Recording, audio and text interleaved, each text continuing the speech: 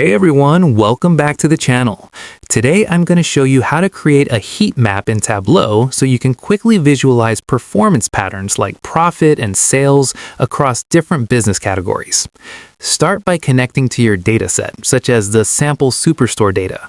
Once your data is ready, begin building a highlight table. Drag the customer segment field to the columns area so Tableau creates column headers for each segment.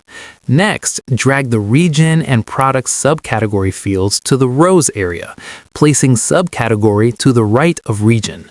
This creates a nested table that lets you compare detailed categories within each region.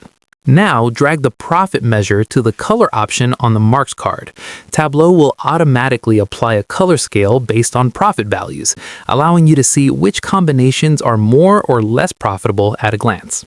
To make the visualization clearer, open the color settings and add borders to the cells so each value is easier to distinguish. You can also change the color palette to something more meaningful for profit analysis, such as a diverging scale where negative values appear darker in one color and positive values in another. Enabling the full color range makes the contrast between low and high values easier to read.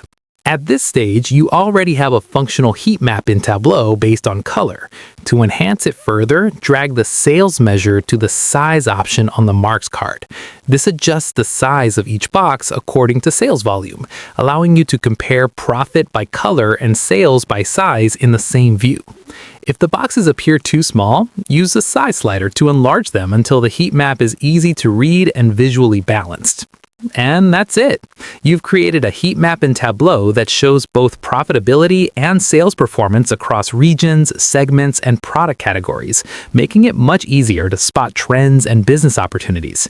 If this tutorial helped you, make sure to like the video, subscribe to the channel, and hit the bell icon so you never miss more Tableau and data visualization tutorials.